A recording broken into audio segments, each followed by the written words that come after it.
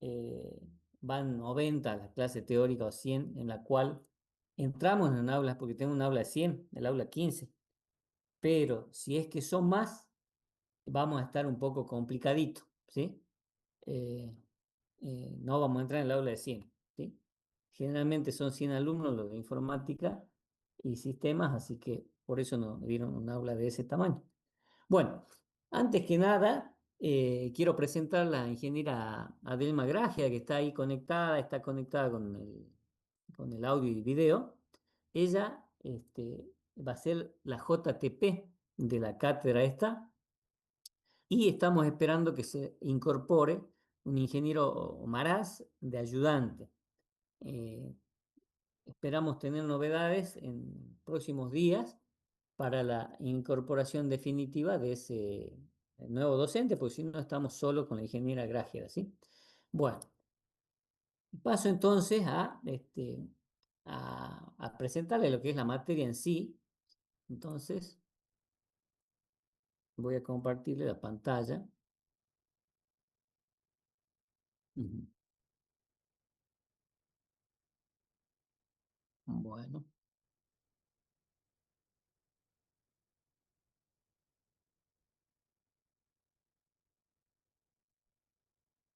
yo quiero saber si ustedes, ahora les voy a mostrar un PowerPoint y quiero saber si lo ven o no.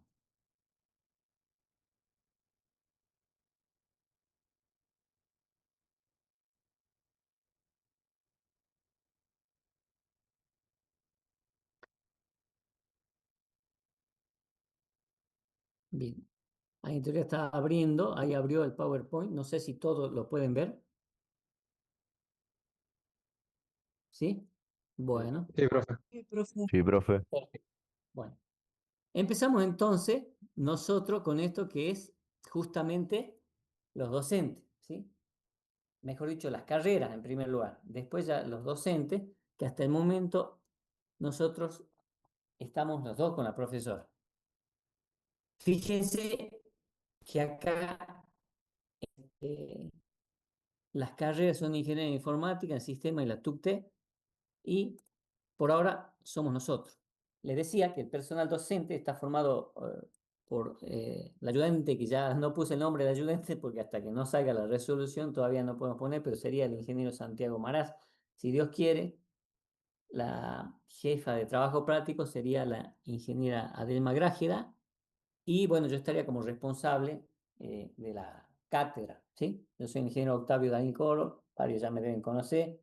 Eh, no sé si hay muchos recursantes o no este año, si no, ya seguramente nos conocen. Bien, acá estos datos importantes, yo le decía, en primer lugar estamos conociendo al equipo de trabajo, el año pasado éramos 5, ahora quedamos reducidos a 2, así que, pero por lo menos 3 tenemos que ser. El horario de clase y consultas de teoría y prácticas presenciales y además sincrónicas remotas están en el aula virtual. Ya vamos a entrar en el aula virtual para ver cómo están organizadas las distintas eh, solapas, pestañas, con los distintos temas que vamos a ir viendo a partir de hoy día. Es un día muy particular, se empezó hoy día la clase simplemente para que ustedes tengan la teoría para empezar ya la semana que viene con la práctica, porque este viernes, como todos saben, es Viernes Santo y no iba a haber posibilidad de dar clase.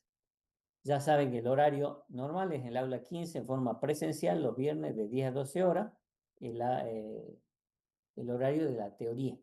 Bien, bien, después también vamos a ver el régimen de aprobación de la cátedra, que está en aviso importante del aula virtual, y de la evaluación por competencias.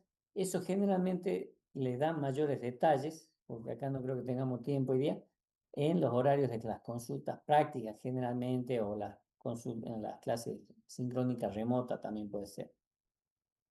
Esta aclaración, bueno, disculpen que sea insistente, pero lamentablemente tiene que ser así en el sentido de que no pueden cursar los que no figuren activos en el sistema CIU Guaraní, ¿sí? Deben tener regularizados o aprobadas las correlativas a la cátedra probabilidad y estadística, ¿sí? Probabilidades y estadística en este caso, y verificar Si están como pendiente, quiere decir que no están como activos y eso quiere decir que no les permite cursar la materia. Ese tema lo tienen que arreglar en el CIU Guaraní. ¿Bien? Las consideraciones principales para la cursada son estas que la voy a mencionar ahora. Se brindará todo el material necesario para la cursada. Bien. Eh, pero obviamente si tienen dudas, tienen que verificar siempre en avisos importantes. Cualquier cosa que nosotros informemos, van a verla en la solapa de avisos importantes, ¿sí? No se le va a estar mandando mail. Generalmente ahí ustedes se fijan, vamos a poner la fecha parcial, todo lo que sea necesario. Me están confirmando en estos días, seguramente la semana que viene ya tendremos los horarios, ya tengo los días y horarios, los parciales, faltan confirmar en qué aulas. Bien, eso ya me tienen que confirmar y yo lo subo ahí a avisos importantes. Dentro de lo que es, ustedes tienen para consultas prácticas y también tienen los libros recomendados, también en el aula virtual, algunos libros en forma digital, pero yo les recomiendo, ahora que no estamos en pandemia, que sepan utilizar los libros impresos que hay en la Facultad de Ingeniería, en la biblioteca, ¿sí? Hay mucho material para esta cátedra, en lo cual ustedes deberían aprovechar de utilizar. Ustedes, cuando sean las clases remotas, sincrónicas remotas, ustedes van a tener el acceso ahí al lado, dentro del aula virtual también, en la primera solapa, ¿sí? Ahí tienen toda la información. Yo voy a dejar un link de acceso de esta misma Zoom para, en caso de que fuerza mayor, de que haya un paro, que nosotros no nos adherimos al paro, a lo mejor por seguridad damos ese día clase virtual en el caso de que suceda algún eventual, alguna cosa muy particular, ¿sí? Por eso, aparte del horario, digamos, el aula física sería 15, también va a estar el Zoom, un acceso, un link de acceso para que accedan a la clase. Pero todo eso también se va a informar en aviso importante. Si hay un paro o alguna cosa eventual, se le va a informar en aviso importante que la clase tendrá modalidad virtual solamente en esos casos. El resto va a ser todo presencial en cuanto a las clases prácticas y teóricas, ¿no? Salvo las clases prácticas eh, sincrónicas remotas, que son también virtuales. Bien. También ahí tienen los links, como le indica acá. Bien. ¿Qué esperamos de los estudiantes? Nosotros esperamos que, que haya un trabajo colaborativo entre ustedes y con la misma cátedra. Vamos a trabajar con la competencia de comunicación efectiva oral y escrita. Luego va a haber una participación activa en la cursada, ¿sí? Eso es lo que se pretende. Y un compromiso y responsabilidad para cumplir con todas las actividades sugeridas para regularizar o promocionar en tiempo y forma la cátedra. Bien. Si bien no es una materia difícil para aprobar o promocionar, pero es una materia a lo mejor que tiene bastante contenido, más ahora a partir de que se hizo cuatrimestral, porque hace unos años era anual la cursada y teníamos más tiempo para ir asimilando las cosas. Ahora es de forma cuatrimestral y tenemos que ir un poquito más rápido. Por eso es la clase de hoy inclusive, no podemos perder. Bien, nosotros al dividirnos de las otras materias que son industrial, alimentos, geología, nosotros lo que pretendemos, ¿sí? Lo que pretendemos, en realidad este año, no sé si en el primero o segundo cuatrimestre iremos implementando estos temas, eh, es a partir de este año en adelante incluir clases teóricas y prácticas el manejo de los siguientes software estadísticos, ¿sí? El Excel no es solamente estadístico, sino de propósito general. Y la primera unidad, que es estadística descriptiva, la hacemos generalmente con el Excel, ¿sí? Entonces tenemos que tener un conocimiento básico para hacer el trabajo práctico número uno más que nada. Luego, a partir del trabajo práctico número 2, que ya tenemos probabilidad, variable aleatoria discreta, variable aleatoria continua. La idea es que lo hagamos con SPSS, pero también les voy a decir que el SPSS es una versión paga y cara, pero está el software que se llama PSPP, que está escrito ahí, y es de licencia libre y gratuita, y hace todo lo básico igual que el SPSS, ¿sí? O sea que yo les recomiendo que se instalen ese PSPP para trabajar. Entonces, las primeras 4 unidades estarían cubiertas con el Excel y el PSPP, podemos decir. Muestreo, tengo una idea de hacer algo con el R, que trabaja bien con los casos de muestreos y tomar muestras de distintos tipos. Esa sería la unidad 5. Luego la unidad 6, que es intervalo de confianza, la 7, test de hipótesis, y terminamos con la unidad 8 de regresión lineal simple. La idea es que lo trabajen con InfoStat o Stat. Stata también es una versión, no es tan cara, digo cara, el SPSS, para que se den una idea, son $3.600 anual la licencia, ¿sí? El Stata es mucho más barato que eso, pero igual es paga. Mientras que el InfoStat, si bien es paga, es un software que está hecho en la Universidad Nacional de Córdoba y la licencia es muy accesible, ¿no? Accesible, ¿sí? Hace un par de años creo que andaba en el orden de 5.000, 6.000 pesos, eh, digamos, la licencia anual. Inclusive uno si la instala con fines educativos, capaz que consigue una versión hasta gratuita. Bien, esto es lo que nosotros pretendemos hacer como docentes y que ustedes terminen conociendo básicamente estos temas. Lo que nosotros vemos en estos 4 meses es lo más básico, eh, o sea, lo básico, y bueno, por lo menos las primeras 4 unidades muy básico y después las otras 4 un poquito más avanzado, pero es lo que el puntapié inicial por el cual ustedes después van a hacer, si quieren profundizar en estadística, todo está basado en test de hipótesis, intervalo de confianza, ¿sí? Todo es estimación, pero todo en base a esto. O sea que sí o sí necesitan tener estos conocimientos para después seguir avanzando en la cursada en lo que ustedes necesiten. Bien. Bueno, las evaluaciones, como decía, les voy a publicar un aviso importante, bien tengan confirmadas las aulas. Em, no sé si, no sé si me olvido algo para empezar, Adelma, o directamente, este, para empezar Yo, con, ya yo con quería decir algo, Sí, por favor.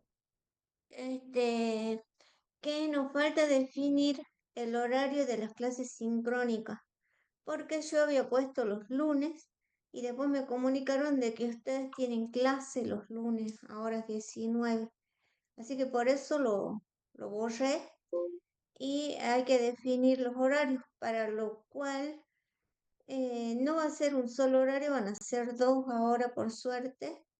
Y yo voy a poner una encuesta con diferentes horarios desde mañana, va a estar la encuesta y ustedes van a elegir los horarios que les conviene, ¿bien? Los horarios en los cuales pueden ustedes eh, ingresar virtualmente a la clase, porque ese es otro inconveniente. Ustedes tienen clase presencial y yo tengo que considerar el tiempo en el que ustedes van a llegar a su casa. Así que desde mañana va a estar la encuesta.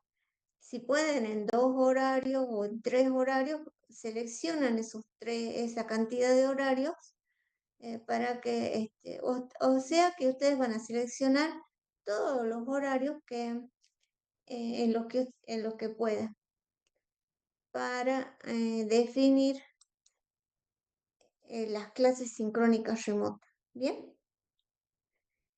Son clases virtuales, las llamamos así nosotros, clases sincrónicas remotas, pero son las clases virtuales comunes que ustedes tuvieron hasta ahora en primer año.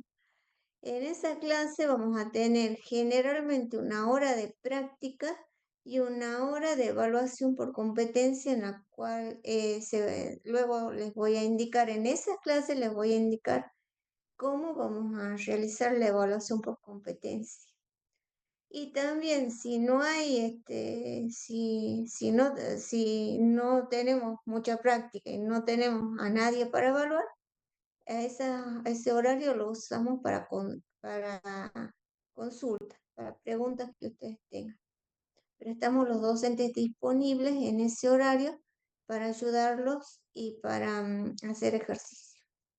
Bien, bueno, eso es todo lo que tenía que decir. No sé si alguien me Bien, quiere preguntar algo. Y si no, ya terminaría con mi parte y me puedo sí, pregunten retirar. ahora porque la profesora, sí, sí, la profesora está en un ratito nomás, queríamos que la conozcan, ya se tiene que Eh, retirar, así que si quieren hacer otra consulta, ahí hicieron una consulta respecto a si pueden entrar a la comisión de los jueves, que ya está llena. Yo lo que le diría, una vez que ya tengamos el horario, el otro horario definido, este, lo que tendríamos que hacer es, los que están en la comisión de los jueves pueden ir a la otra comisión del otro día que se va a llamar, si se cambia mejor, ¿por qué?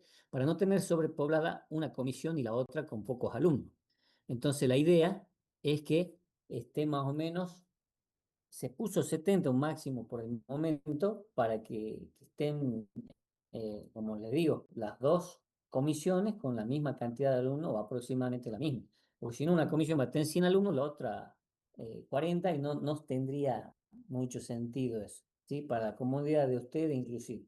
Por eso, una vez que esté el otro horario, si alguno se quiere cambiar, lo va a poder hacer hasta un par de semanas más, así que lo hacen, ¿sí? No sé si hay otras consultas por ahí. A ver. La asistencia, eh, la asistencia por hoy, ya voy a ver si tomo la asistencia, ¿sí? Eh, Porque como sea la primera clase, a veces las tomo, a veces no. Ya le aviso en un rato, ¿sí? Por las dudas no se vayan porque igual tenemos que aparte de dar después los requisitos para aprobar rápidamente, ya empezamos con el dictado de la materia, con el primer tema que es descriptiva, ¿sí? Así que por las dudas no se vayan, así que mejor si voy a tener que tomar asistencia. Bueno, Adelma, no sé si hay alguna pregunta más para la ingeniera Adelma, si no las dejamos que se retire. Este, Sí, si no hay más preguntas, la evaluación por competencia la vamos a ver en clase. Como es, yo les voy a explicar porque eso ya requiere un poco más de tiempo. Así que adiós y que estén bueno, bien. nos vemos, Adelma, Adiós. gracias. sí, profe. Hasta No, luego. profe. Ya, profe.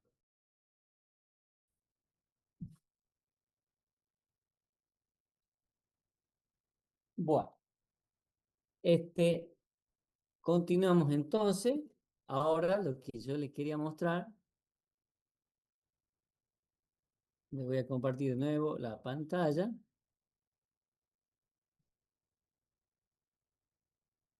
Espero que no afecte, acá se largó la lluvia, espero que no les afecte a ustedes mucho el tema del ruido de la lluvia. Bien, veamos. Acá, ese PDF que también está en el aula virtual, es régimen de aprobación por regularidad y por promoción, ¿sí? La columna, una tiene para la regularidad y la otra por promoción. A grosso modo, va a haber dos parciales prácticos y dos teóricos que coinciden en el día. Y luego va a haber un recuperatorio de la parte práctica solamente, ¿sí? Después tiene que tener el 80% de los trabajos prácticos presentados, ¿sí? Todo lo que ustedes ven ahí, en realidad, son las condiciones, la asistencia, todo lo que ustedes tienen ahí escrito, que en realidad, yo le digo las pautas principales, va a haber dos parciales, teóricos y prácticos, y su recuperatorio de la parte práctica. la parte teórica para promocionar, porque solamente rinden la parte del parcial teórico el que quiera promocionar, saque más de 70 en los parciales, está en condiciones de promocionar. Yo lo que hago, generalmente cuando termina el cuatrimestre, yo ya sé el estado de cada uno de ustedes de la cursada. Entonces, si bien yo no tomo un recuperatorio de la teoría solamente, pero sí los alumnos que sacaron más de 40, 50 en adelante y no llegaron a 70 para la promoción, yo los voy seleccionando y digo, bueno, si aprueba todo el resto de la materia, está promocionando la práctica, todo, y se quedó con un parcial teórico con menos de 70, yo a ese alumno le voy a tomar lo que se llama un complementario, que es con modalidad oral, virtual. O sea, yo le tomo un examen virtual oral con un horario convenido, generalmente son la última semana después que termina la clase, después que rinden todo, y yo les aviso con tiempo, una semana antes, unos días antes, le digo, bueno, usted saca el listado de lo que tiene que rendir complemento y qué parcial complementaria de teoría. Si tienen 60 y le va bien el curso, llegan a 70, que es para promocionar la materia. ¿Y qué significa promocionar la materia? Es que ya tienen aprobada y no rinden el examen final, lo que es una gran cosa, ¿no? Este, bueno, esto quiero que lo lean detenidamente y si tienen dudas, lo podemos ver en algún horario de consulta de la teoría, que generalmente van a ser, vamos a ver ahora, a ver, estoy entrando a lo que es el aula virtual de la cátedra, ¿sí?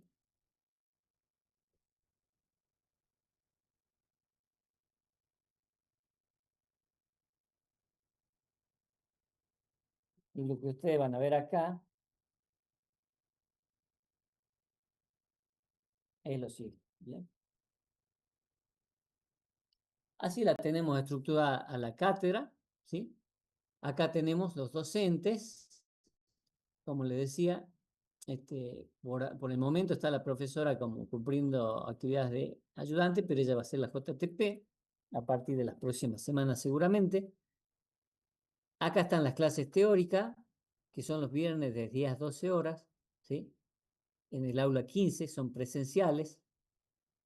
Acá está aclarado que solamente por hoy, para que tengan clase y tema para ver la semana que viene, que empieza la práctica, estamos empezando. Si no, hubiéramos empezado directamente todo la semana que viene, pero no nos dan los tiempos después. Fíjese que acá en el horario dice lunes 18 horas estaría dando la consulta, pero generalmente eso es, yo calculo que va a ser a partir de mediados de abril aproximadamente. Este horario, a veces ya voy a poner, puede ser que lo pase a las 18:30 horas, como estaba antes, ¿sí? La consulta teórica.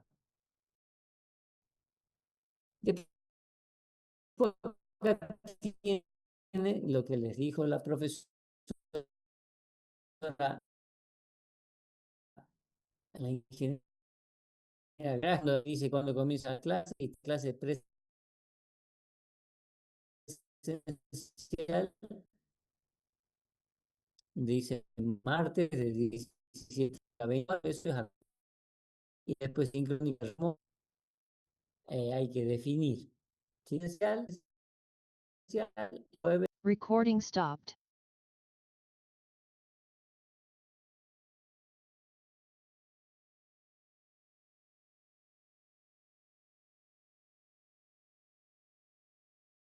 No, profe, no. No pago el internet, boludo. Le agarra la lluvia.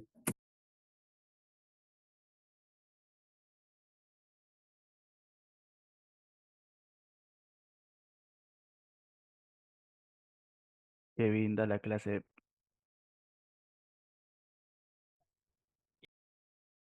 Tiago, da la clase, boludo, vos el topo.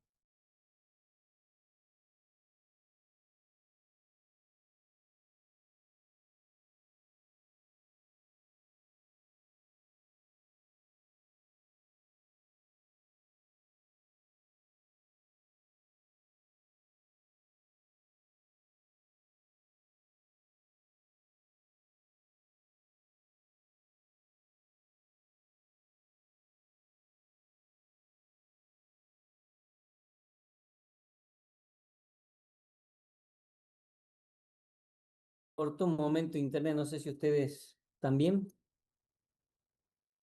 Me parece Sí, que solo profe. usted, ¿Me profe. escuchan ahora? Sí, Bien, estamos de nuevo conectados entonces. Les estaba diciendo que acá en la parte de avisos importantes, ustedes tienen que sí o sí leer mínimamente una vez a la semana, y ya cuando está terminando la cursada, cada 2 días o todos los días, revisar, porque ahí es donde informo eh, las evaluaciones que se va a tomar a ciertos alumnos. ¿Bien? Bien. A ver. Eh, Bienvenido a la cátedra y bueno, acá insistimos con el tema, debe creo que me matricularse. está ¿Está viendo? transmitiendo, Todavía profe. no. Me está presentando pantalla. Me está compartiendo. Ahora les comparto. Ahora les comparto.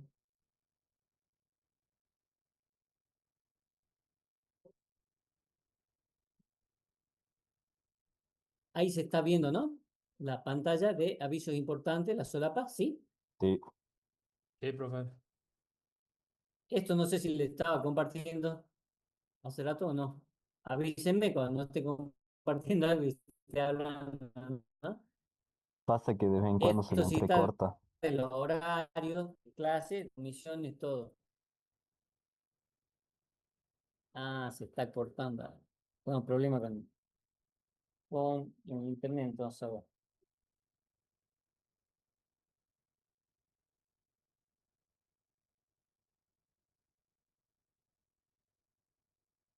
Voy a ver,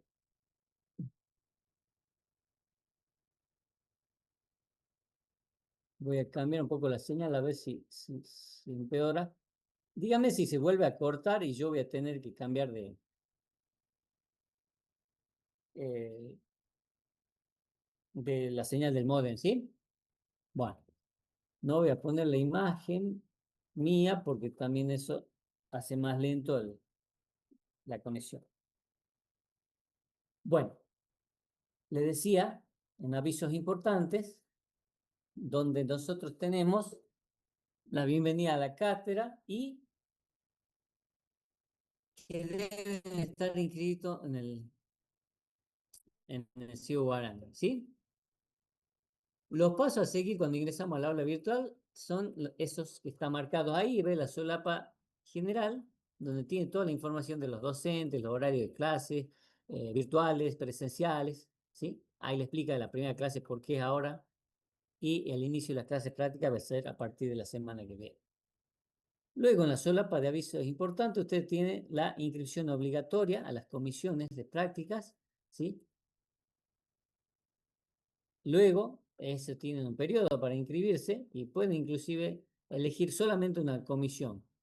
Y pueden ahora cambiarse a la otra comisión si lo desean, ¿sí? Ya vamos a ver, tiene que leer usted el reglamento y si tiene dudas, después vamos sacando con las clases eh, virtuales o remotas o si no, en las clases presenciales vamos a tener que sacar las dudas que surgen. Hay una bibliografía básica, que ya le voy a mostrar acá más abajo, un cronograma de parciales, que ya le voy a habilitar una vez que tenga la fecha y las aulas definidas. Acá también se publicarán ya las notas parciales, ¿sí? Las notas parciales cuando tengan. Eso que yo le mostré, el PDF está acá. Una parte está acá en presentación de la cátedra y el otro el régimen para aprobar la materia. Bien. ¿Qué más tenemos? Las inscripciones son en ese periodo. Ustedes entran acá y eligen la comisión, ¿sí? Pueden abandonar una comisión y anotarse en otra, ¿sí? Eso lo pueden hacer por ahora. Después va a llegar un momento en que ya no van a poder hacer esos cambios. La bibliografía, entre las que tenemos recomendada, son estos PDFs que ustedes los pueden imprimir si quieren bajarlo o leerlo desde la computadora. Lo que yo les decía hace rato, está bueno que aprovechen la bibliografía que tienen en la biblioteca de la Facultad de Ingeniería, que es bastante completa y tienen toda esta información impresa. No sé ustedes, pero para mí es más fácil leer un libro impreso que en forma digital, aunque muchas veces terminamos haciendo y estudiando en forma digital, porque no hay tiempo de imprimirlo, no hay tiempo de ir a la fotocopiadora, no hay tiempo de hacer esas cosas. Por las dudas tienen esa información ahí. Em, Este tema de la gestión de competencias ya lo verán con las profesoras de práctica en mayor detalle. Bien, esto sería básicamente como la presentación, y si ustedes quieren hacer ahora algún tipo de consulta, sí, puede ser que Profe, mi internet ande un poco mal o sí. ¿Se sigue eh, cortando la señal o ya no? no, está más o menos. Quería Ujú. preguntarle, en este caso, usted nos estaba hablando de un nuevo profesor, el profesor Maraz. ¿Ese Sí. profesor supliría alguna de las comisiones prácticas? O sea, ¿él tomaría una de las comisiones prácticas o ambas estarían con la profe Adelma? eh, Él tomaría, o sea, inicialmente va a ser, van a estar los dos, él acompañado por la profesora Adelma Grágida, ¿sí? Y en la otra comisión va a estar sola Adelma Grágida, ¿sí? Ujú. Inicialmente, Bien, después ya va a estar cada uno de ellos en una comisión práctica, bien, ¿sí? bien, bien. Gracias, profe. No, bueno, a ver. Entonces, sencillo, una vez que se termine esta unidad o ya estemos por empezar la unidad 2 que es probabilidades, se va a habilitar una pestaña más acá y van a ir viendo ustedes todos. Después se va a habilitar otra y así. En esta unidad 1 de estadística descriptiva, nosotros veremos o estamos viendo que yo les pongo el material en PDF. Generalmente le elijo algunos videos que son generalmente cortitos para darle un pantallazo inicial o corroborar o confirmar lo que yo le estoy diciendo, ¿sí? Y también tengo acá una página de conceptos básicos que ya vamos a ir viendo de a poquito esas cosas. En la guía de práctica, guía de problemas, ustedes van a tener ahí el práctico 1 una vez que la profesora ya lo habilite, seguramente antes de la semana que viene el domingo ya estarán habilitados el práctico 1, ¿sí? Acá ustedes ven que tienen un foro para hacer consultas sobre la práctica de ese, ¿cómo se llama? Para hacer consultas sobre la práctica que están haciendo. En este caso sería solamente de la unidad 1, que es estadística descriptiva. Cada unidad va a tener su foro para hacer las consultas de acuerdo a la unidad que estemos viendo.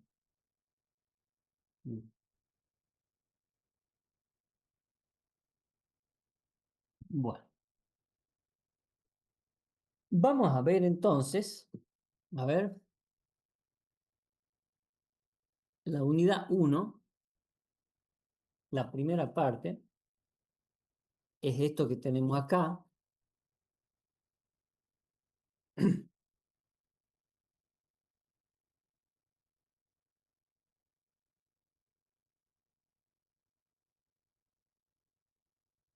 Entonces, vamos a empezar con lo que sería la unidad 1 de estadística descriptiva. ¿Bien? Dentro de lo que es la estadística descriptiva, nosotros analizamos estas dos disciplinas que se integran, ¿sí? Si uno dice estadística solas, generalmente eso comprende también la parte de probabilidades, que es una teoría matemática de los juegos de azar, Y la parte estadística en sí, que es la ciencia del estado, descripción de los datos sobre el estado, ¿sí? ¿Qué más nos dice de la estadística? Es una ciencia que estudia cómo obtener conclusiones, ¿sí? De la investigación empírica mediante el uso de modelos matemáticos. También podemos decir que es una metodología para evaluar, jugar discrepancias entre modelos real y teórico, ¿sí? Entonces, esto es, digamos, un pantallazo inicial de lo que significaría la estadística para nosotros. Dentro de lo que es las primeras definiciones que nosotros vamos a ir viendo, son las primeras de lo que sería unidad experimental, ¿sí? La unidad experimental son los objetos medidos o unidades de observación sobre las cuales podemos medir diversas variables. O sea, una unidad experimental puede tener más de una variable que nosotros queramos analizar. ¿Qué es una variable? Es una característica que cambia o se desarrolla con los distintos objetos o individuos, ¿sí? En cuestión de tiempo o con el tiempo. La medición de datos cuando se mide la variable en una unidad experimental. Esta medición puede ser para cada unidad de la colección completa o sobre conjuntos de la población. Si nosotros hacemos mediciones sobre toda la colección completa, nos estamos refiriendo a la población. Y cuando nos referimos a la población, estamos hablando que manejamos parámetros de esa población. Por ejemplo, una media, una desviación estándar, una varianza, ¿sí? Y cuando hablamos mediciones sobre conjunto o subconjunto de la población, nos estamos refiriendo a muestras. Fíjese que en el primer día de clase nosotros ya estamos hablando de qué es una muestra, qué es una población, qué es un parámetro y qué sería un estadístico, ¿sí? Inicialmente es mencionarlo, después ya vamos a ir conociendo más en profundidad qué significa y cómo se trabaja con estos conceptos, ¿sí?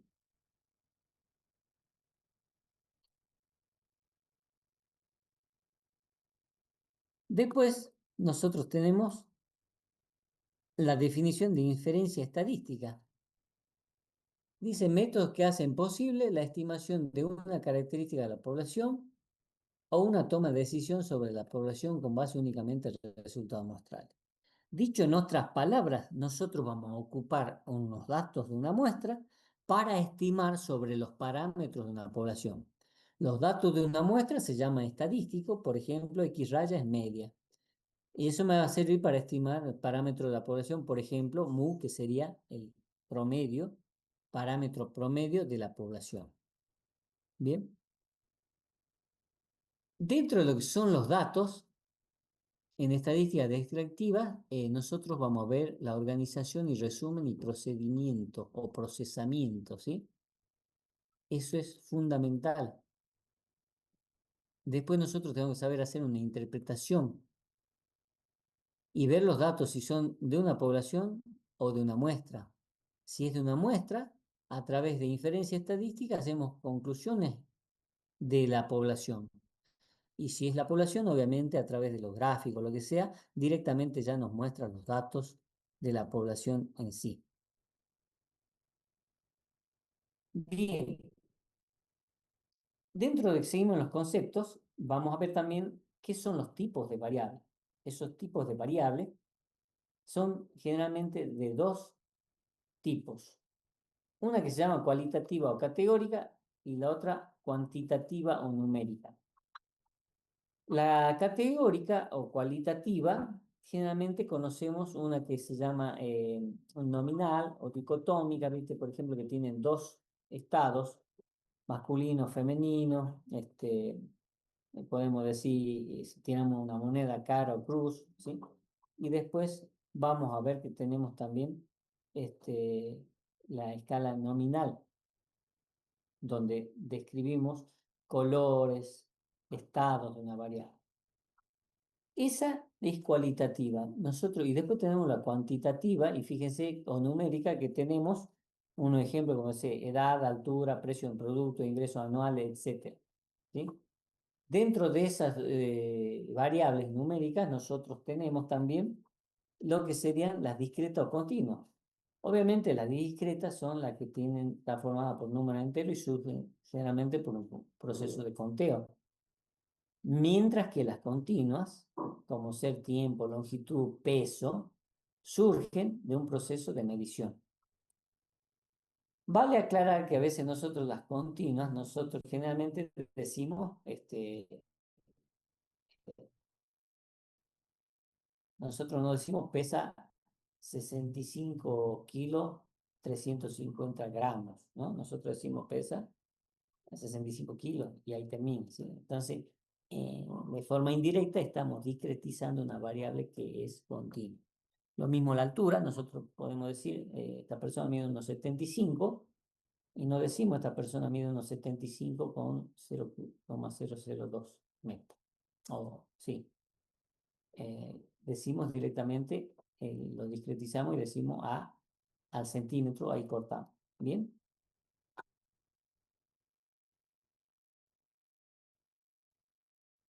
Dentro de la escala de medición, le decía, aparte de la parte dicotómica que habíamos dicho de la cualitativa, nosotros tenemos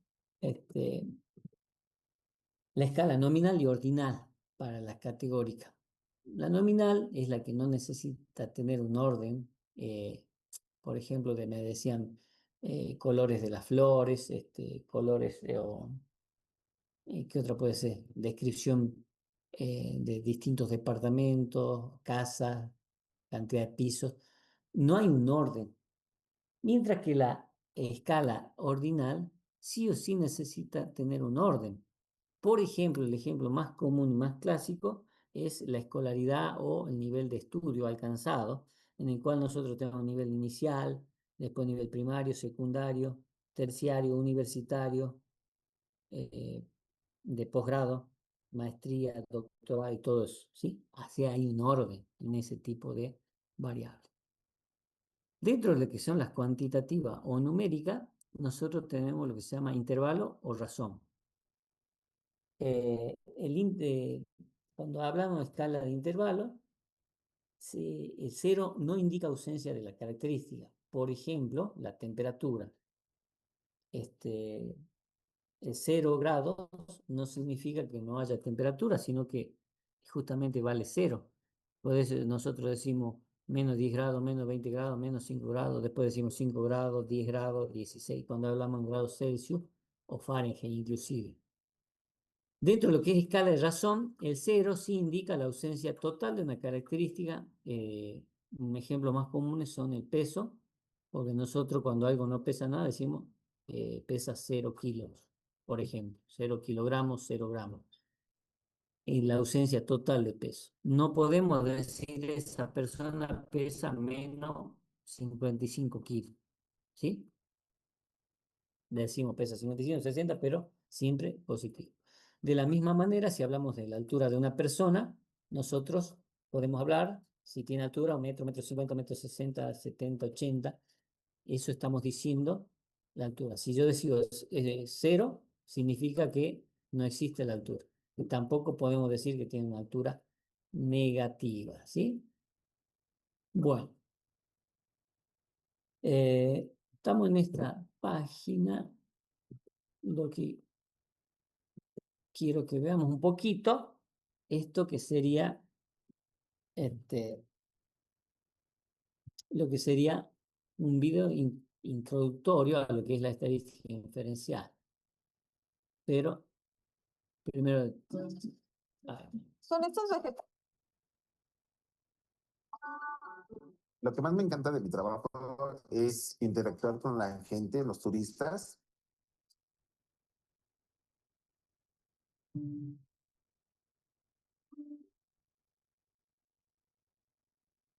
La estadística es la ciencia encargada de recopilar, organizar, procesar, analizar e interpretar datos con el fin de deducir las características de un grupo específico.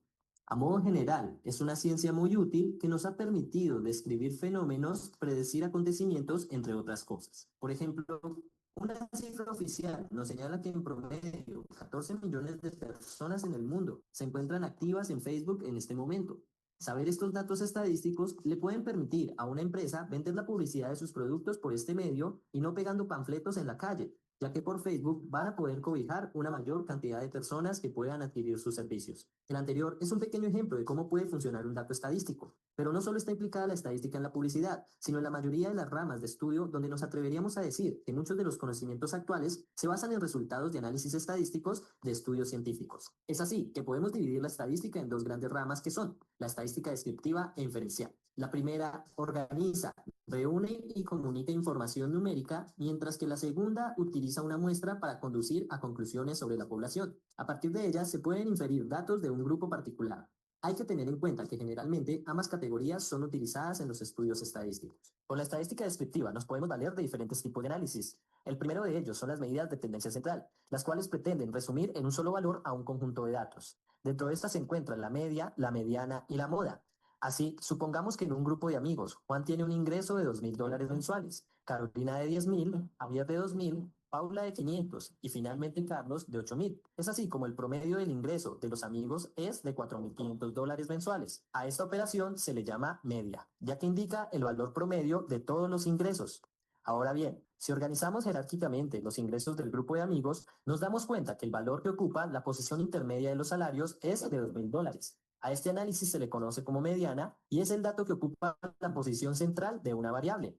Ahora bien, vemos que $2.000 es el ingreso que más se presenta en este grupo de amigos. A este valor se le conoce como moda. Como su nombre lo indica, la moda es el valor que se presenta con mayor frecuencia. Como pasa en la vida real, algo está de moda cuando lo usan, nombran o ven muchas veces. Como segunda medida en la estadística descriptiva, vamos a encontrar las medidas de dispersión, las cuales van a indicar qué tanto se alejan los datos respecto a la media aritmética y nos indican qué tan variables son nuestros datos.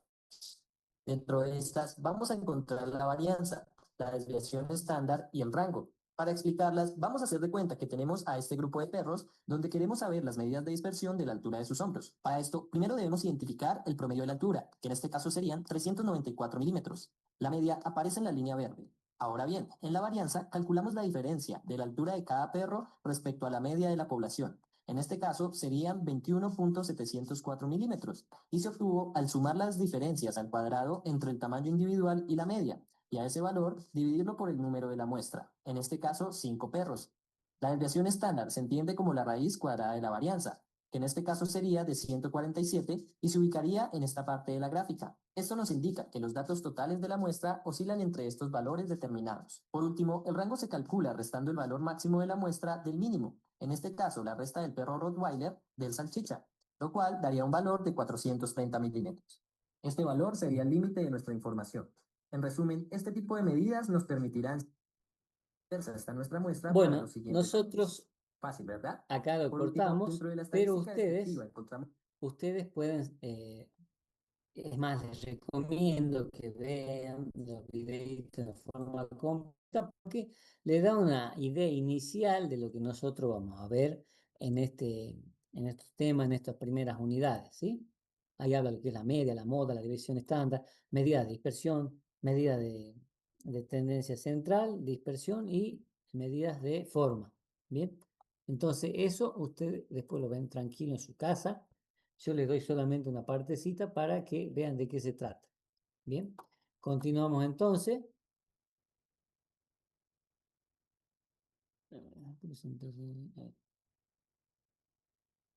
Estamos entonces acá viendo cómo se organiza y resumen los datos categóricos, ¿sí?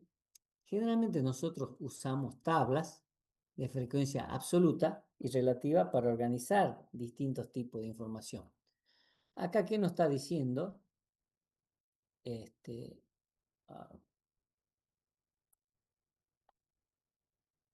nos está diciendo? Dice la variable categórica ocupacional del año 2010 de cada argentino con 14 o más años. ¿Sí? Este es el censo 2000. La unidad experimental dice las personas que son las portadoras de los datos, mientras que las categorías ocupacionales respectivas son los datos. La estadística no estudia a los portadores, sino los datos en sí. Entonces, los valores de la variable, ¿cuáles serían? Por ejemplo, el trabajo familiar, la categoría ocupacional, perdón, puede ser trabajador familiar, patrón, trabajador de cuenta propia, o si no, obrero o empleado, ¿sí? Y ahí están dentro de los números habitantes de acuerdo a esa categoría ocupacional y nos dice la cantidad de cada uno. Fíjense, luego de cada columna hay un total, ¿sí? ¿Cómo obtenemos nosotros la frecuencia relativa? Es dividiendo ese, por ejemplo, para el trabajador familiar se divide 561.078 dividido el total que sería 18.045.415. Y ahí me sale en proporción que es 0,0311 y si lo llevamos a porcentaje tenemos que multiplicar por 100 y nos daría 3,11%. Bien. En forma simbólica, cómo se arman las frecuencias relativas, lo que le acabo de decir está hecho ahí en fórmulas, cómo se calcula cada una de las columnas. Bien. Gráficas que pueden ser usadas para variables cualitativas. El gráfico de barras horizontales generalmente se utiliza muchísimo en este tipo de datos. También el gráfico de torta y con alguna frecuencia el gráfico de punto. El gráfico de barras verticales generalmente se lo está utilizando más para los datos numéricos. Aunque ustedes si lo quieran hacer en Excel cualquier tipo de dato, sea numérico o categórico, le puede hacer vertical u horizontal. Esto es una digamos, forma de trabajar que se hacía anteriormente y donde todos los gráficos eran manuales. Bueno, acá está la cantidad de obreros, fíjese, trabajador por cuenta propia, patrón y trabajador familiar. La cantidad se nota en proporción al tamaño de la barra horizontal. Otro tipo de producción dice artículos de una línea de producción aceptable y no aceptable, y ahí tenemos en cuanto a las cantidades. Tenemos un gráfico circular o de torta que también les suelen llamar, ¿sí? Entonces ahí me muestra un porcentaje. Todo este tipo de gráficos, básicamente, ustedes lo tienen que aprender a hacer manualmente en primera instancia y después para poder hacerlo con los software y saber interpretar en realidad.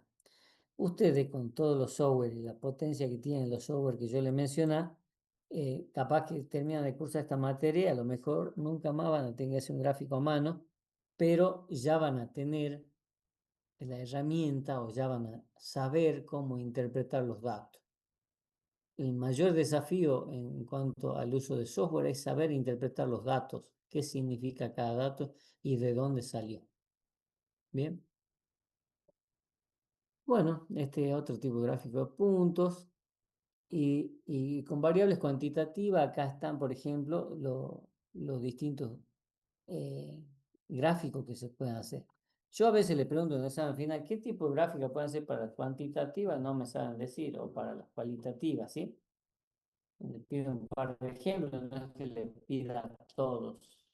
Acá fíjense que el gráfico de barras verticales, como les decía recién, la gráfica de bastones, ese es muy típico de este tipo de variables cuantitativas o numéricas, el histograma, polígonos de frecuencia, ojivas, ¿sí? Las ojivas, ascendente o descendente, y el muy usado diagrama de Pareto. El diagrama de Pareto que está relacionado o se arma en base a dos gráficos, uno el de gráfico de barras verticales que está acá abajo y la ojiva que estaría acá arriba, ¿sí? Es una mezcla de esos dos gráficos.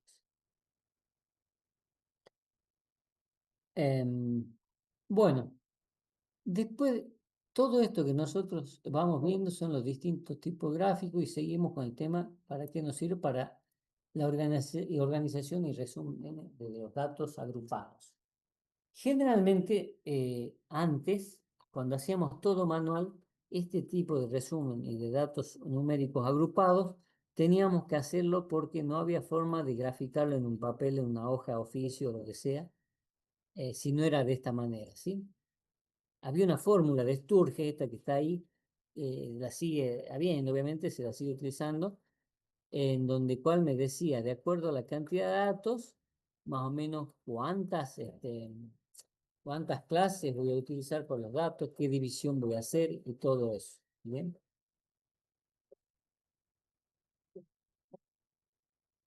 En la forma empírica, nosotros teníamos, si eran menos de 25 datos, se hacía 5 o 6 clases, entre 25 y 50, 7 a 14 clases, y más de 50 observaciones, sería más o menos 15 a 20 clases. A ver, esperen un momentito.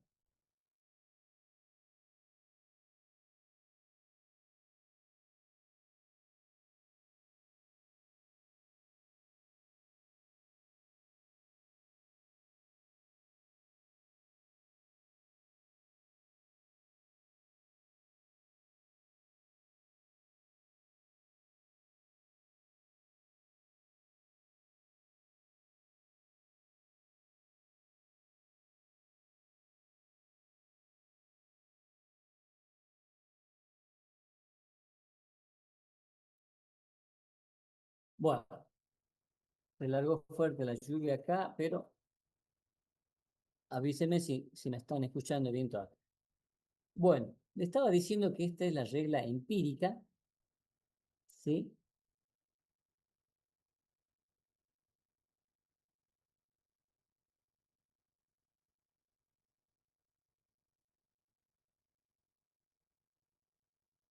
A ver, creo que sigue grabando. Ahí me pregunta si está grabando. A ver. Sí, sí, sigue grabando. Bueno, continuamos entonces con el tema de la organización de los datos agrupados. Este es un ejemplo con el porcentaje de nicotina en miligramos de 40 cigarrillos, ¿sí? Fíjese, ahí tenemos todos los datos, 40 datos, y nosotros queremos obtener cuántas clases aproximadamente. Aplicamos la fórmula de Sturge y me dice 6,32, redondeamos a 7 clases, ¿sí? El ancho, fíjense, la fórmula del ancho está acá. Dice rango sobre K. K es el número de clases y rango es el valor máximo menos el mínimo. Nosotros hacemos ese cálculo del H y me da 0,261. Obviamente también lo redondeamos a 0,30, ¿sí?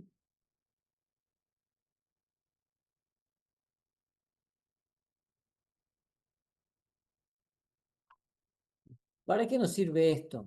Si nosotros nos fijamos en el menor valor, ¿cuánto sería el menor valor de este conjunto de datos? 0, ¿cuánto?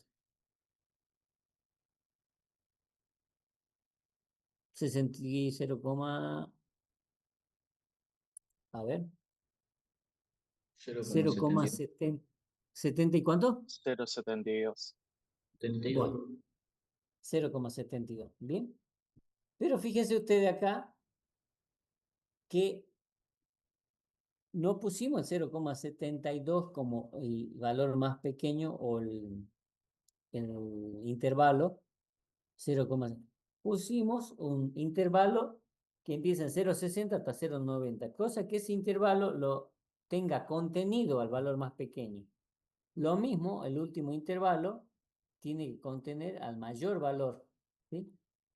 El ancho del intervalo es 0,30, por eso va de 0,60 a 0,90, después de 0,90 a 1,20 y así sucesivamente. La marca de clase es lo que está al medio de los dos valores. Se suma 0,60 y 0,90 y se divide en 2 y da 0,75. Esa es la marca de clase. El número de cigarrillos que hay en cada clase, la proporción de cigarrillos que hay en cada clase, esto se obtiene 2 dividido 40, 1 dividido 40 y así sucesivamente. ¿Sí? El porcentaje de cigarrillos es multiplicar esto por 100. Bueno. Entonces, eso es un intervalo de clase, esa es una organización numérica de los valores y me sirven para hacer después los distintos tipos de gráficos, como ser este histograma, ¿sí? Fíjense que este histograma que nosotros graficamos acá está en base a las clases que nosotros definimos. Entonces, en la clase de 0, 60 y 90 había 2, entre 90 y 1,21 y así sucesivamente. Entre 1,5 y 1,8 está la mayor cantidad de valores, que son 15. ¿Sí?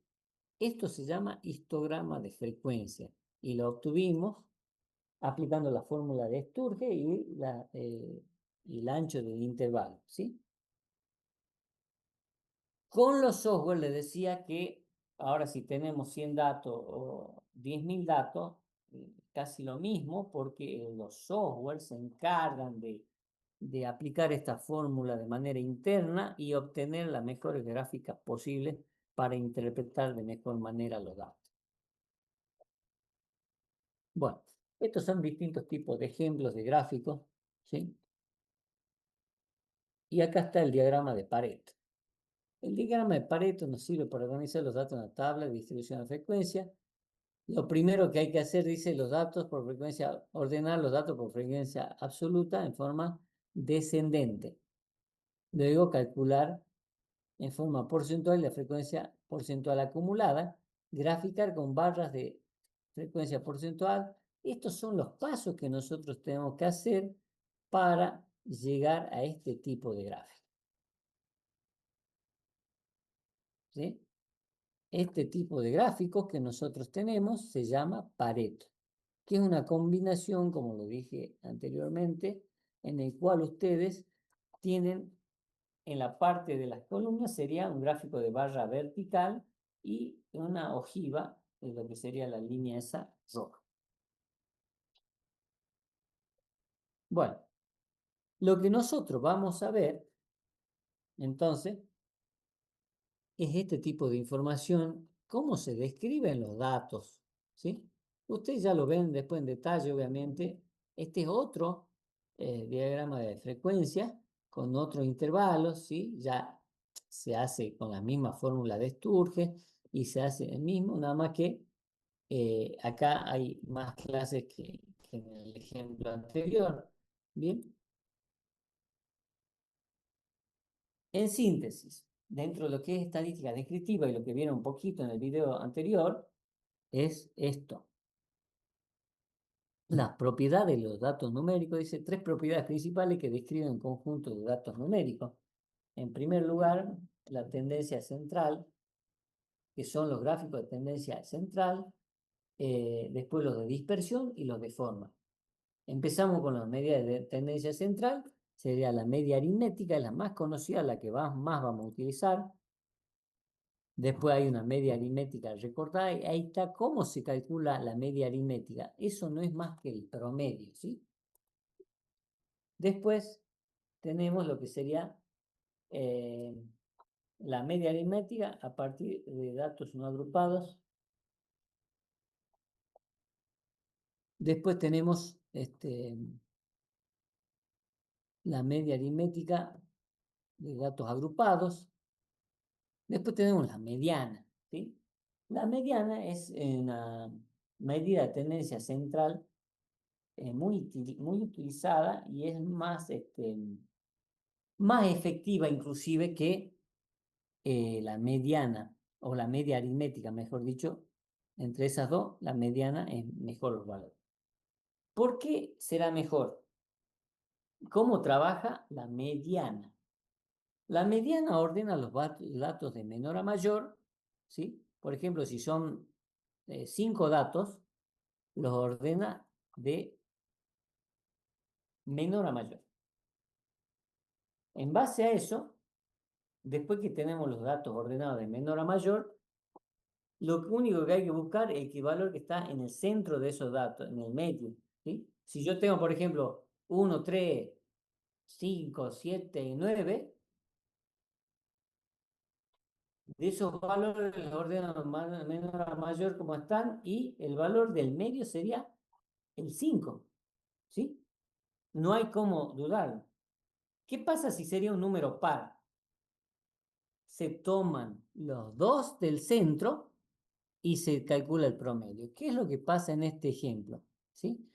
Fíjense en el ejemplo 8 que nos dice Para el dato, el ejemplo 3 calculamos la mediana, el tiempo de vida en segundos de las 50 moscas, dice. Acá tenemos un número par y un nuevo insecticida, ¿sí? En primer lugar, ordenamos los datos y obtenemos el arreglo este. Acá están ordenados, fíjense, la primera fila y en 2 filas se han ordenado todos los datos.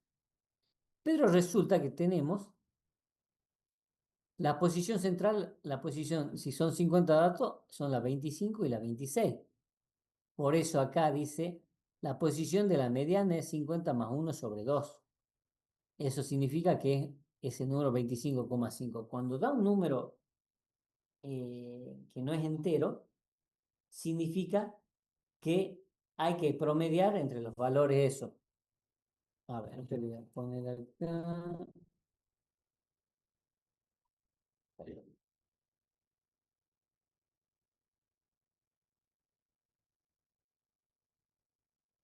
Ahora, ¿cuál es el valor o cuáles son los valores entonces que estarían ahí en el centro, en la posición 25 y 26? Bien, la posición 25 sería esta y la posición 26 sería esta, ¿sí? Entonces, ¿qué es lo que se hace? Se suma el valor de la posición 25 y 26 que muestran esta fórmula, son 10 más 11 dividido 2, entonces el valor de la mediana, en este caso, en este conjunto de valores, es 10,5. No es ni 10 ni es 11, es 10,5. Y ustedes dirán, bueno, pero el 10,5 no está en el conjunto de valores. No importa, el valor de la mediana es eso, ¿sí? Se considera el valor central. ¿Qué pasaría? A ver, vamos a ver acá.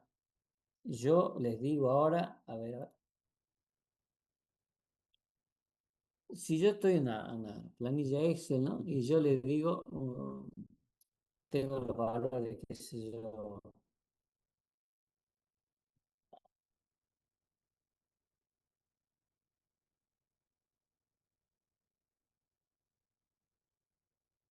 ¿sí? Tengo todos esos valores y yo calculo un promedio. ¿Qué hago con un promedio acá? Eh,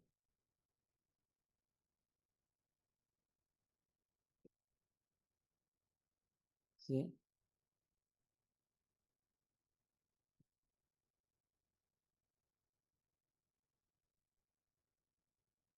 Yo calculo el promedio de estos valores, por ejemplo, para que ustedes sepan, ¿sí?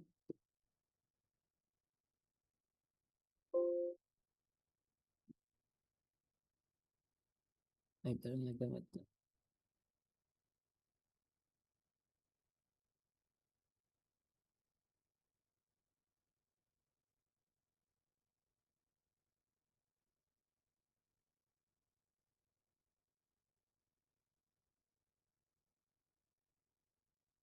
quiero ver si acá me está tomando bien.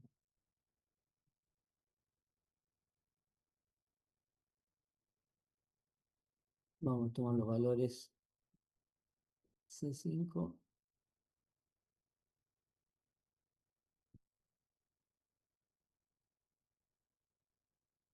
Bueno, de todos esos valores, yo tengo el promedio que es la media aritmética y me da 7, ¿sí?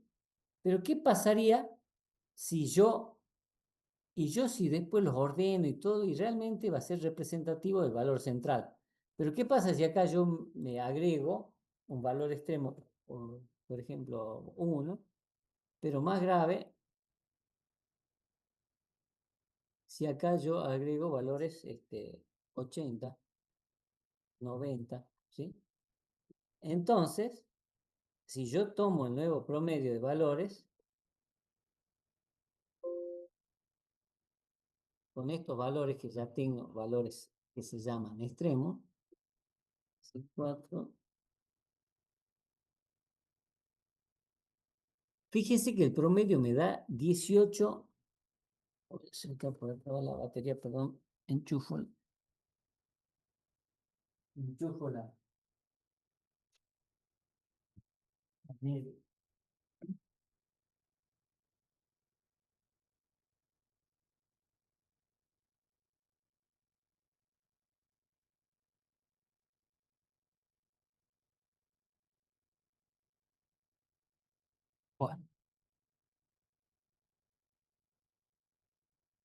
Fíjense, yo le agrego valores así extremos que nada tienen que ver con los valores que tenía inicialmente.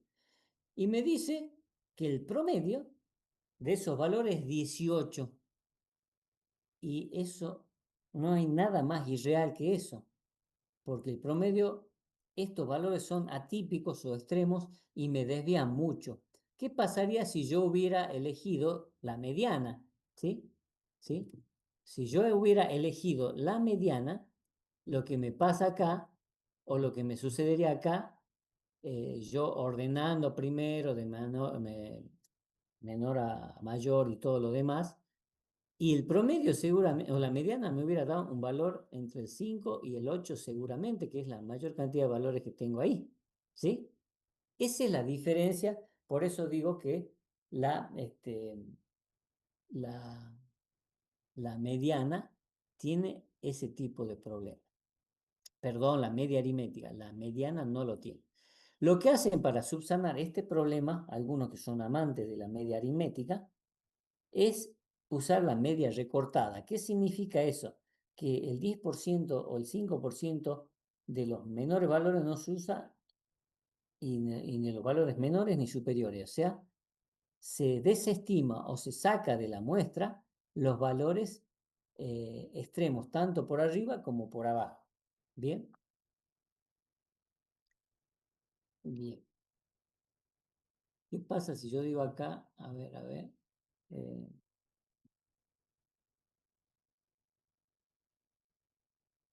vamos a ver. Te quiero mostrar ahora calcular la mediana. Mm,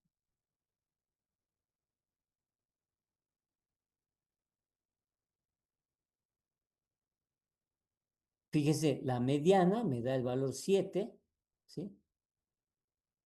Me da el valor 7, porque ¿qué es lo que hace internamente el MAG? Los ordena de menor a mayor, todo, y busca la posición central. Acá en este caso tenemos 13 valores, ¿no es cierto? O sea, es impar. El valor del medio sería la posición 7, pero eso sí lo ordeno en forma ascendente, ¿sí? ¿Cómo se ordena en forma ascendente los datos? Vamos a tratar de solo. Datos, ordenar.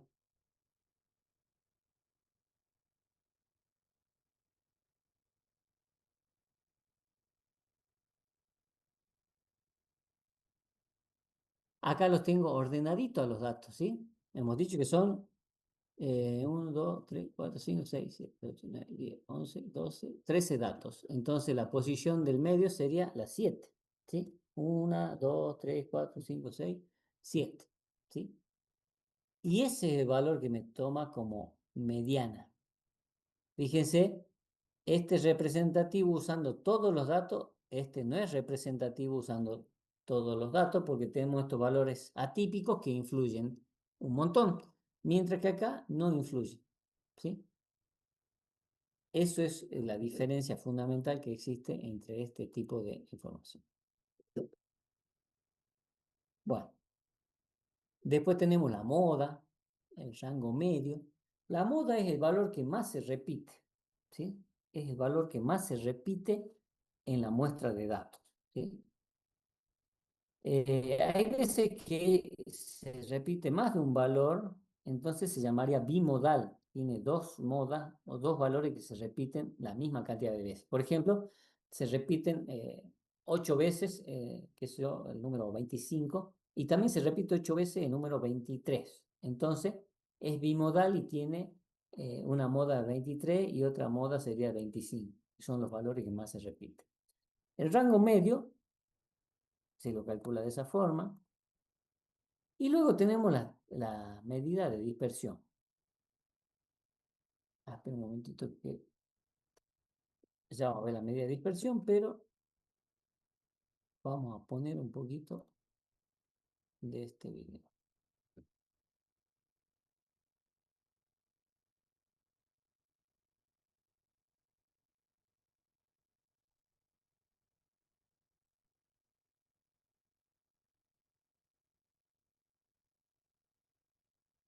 ¡Pum! En este video vamos a trabajar con la estadística descriptiva e inferencial. La estadística descriptiva o deductiva se encarga de lo siguiente: recolectar, clasificar, ordenar, analizar, representar datos para obtener las características del grupo. La estadística descriptiva se apoya en las siguientes herramientas. Entre ellas tenemos las medidas de tendencia central, como por ejemplo la media, la moda, la mediana, etc. También se tienen medidas de dispersión, como por ejemplo la varianza y la desviación típica. Medidas de forma, como el coeficiente de Pearson. Veamos ahora un ejemplo de aplicación de la estadística descriptiva o deductiva.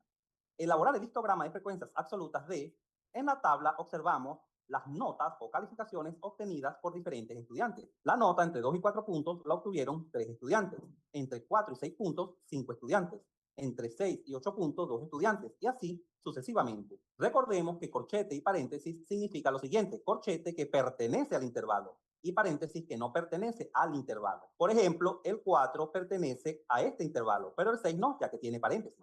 El 6 pertenece al siguiente intervalo, ya que en este intervalo el 6 tiene corchete. Un histograma es una herramienta de la estadística descriptiva que permite organizar y resumir los datos y así obtener conclusiones. Para construirlo se hace uso del siguiente sistema de coordenadas, donde en el eje horizontal se colocan los intervalos de clase. En este caso, los intervalos de clase vienen representados por las notas, es decir, de 2 a 4, de 4 a 6, de 6 a 8, mientras que en el eje vertical se ubica la frecuencia absoluta, es decir, el número de estudiantes que obtuvieron cierta calificación. Procedamos entonces a construir el histograma. En el intervalo 2-4, la frecuencia absoluta es 3. Por lo tanto, levantamos un rectángulo en el intervalo 2-4 hasta la frecuencia 3, de la siguiente manera.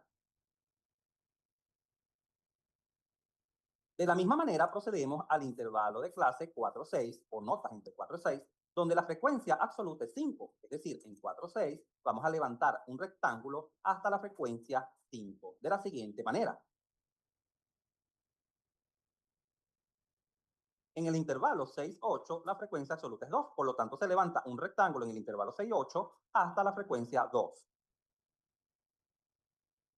En el intervalo 8-10, la frecuencia absoluta es 8. Se dibuja un rectángulo en el intervalo de notas 8-10 hasta la frecuencia 8. En el intervalo 10-12, la frecuencia absoluta es 4. Por lo tanto, se levanta un rectángulo en el intervalo 10-12 hasta la frecuencia 4. Finalmente, en el intervalo 12-14, la frecuencia absoluta es 2. Por lo tanto, se dibuja un rectángulo hasta 2. Y así quedaría el histograma de frecuencias absolutas. Veamos ahora la estadística inferencial o inductiva. La estadística inferencial o inductiva no se limita a la pura descripción, sino que va más allá. Es decir, trata de inferir características generales de una población a partir de pruebas realizadas a una muestra de la misma. Sus principales características son: infiere conclusiones generales, permite tomar previsiones. Además, permite predecir el comportamiento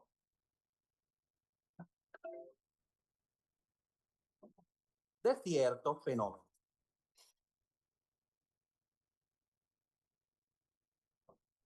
La estadística inferencial se apoya en la estadística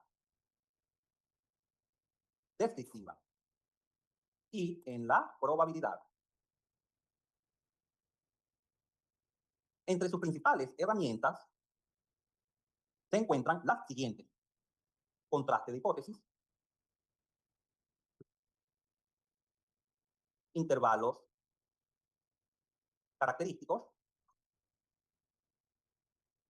también conocidos como intervalos de confianza, los errores, que suelen clasificarse en tipo 1 y tipo 2. Otra herramienta es el teorema del límite central. Se recomienda ver el video Prueba de hipótesis sobre desviación estándar de una población, que representa un excelente ejemplo de la inferencia estadística. Si este video te fue de utilidad, suscríbete a nuestro canal. Así nos ayudas a crecer. Mi trabajo es fácil. Bueno, esto también es para que ustedes vean cómo es el tema del el análisis de datos, de la estadística descriptiva, cómo trabaja. ¿Bien? Es para ir viendo cómo se aplican estas herramientas, ¿sí? Porque tenemos la medida de entonces tendencia central, la de dispersión, que sería, por ejemplo, la desviación estándar o la varianza, el rango. Fíjense que el otro es rango medio, acá es rango solamente, el valor máximo menos el mínimo, ¿sí? La varianza, la desviación estándar con la muestra, que ahí en el video también muestra cómo se la calcula. Acá en esta diapositiva la está mostrando también cómo se hace el cálculo con un cuadro de frecuencia, digamos. ¿Sí? Después tenemos el coeficiente de variación, que se calcula, ¿no?, la desviación estándar sobre el promedio y se multiplica por 100. En síntesis, acá tenemos todo lo que es medidas descriptivas para una población, ¿sí? Nosotros vimos recién para la muestra, pero la población, las fórmulas son las mismas, ¿sí? Nada más que acá se muestra parámetros, el otro decía S sobre X raya, acá dice sigma, que es la desviación estándar de la población, sobre mu, pero las fórmulas son exactamente las mismas. Bien, después tenemos lo que sería de forma, ¿sí?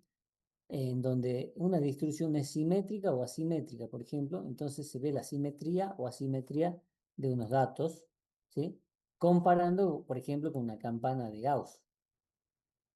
Y se ve, por ejemplo, si es simétrica, tanto el sesgo izquierdo como derecho serían lo mismo, pero cuando hay un sesgo a la izquierda o a la derecha, se llama asimétrica positiva, y si tiene sesgo a la izquierda, se llama asimétrica negativa. ¿Bien?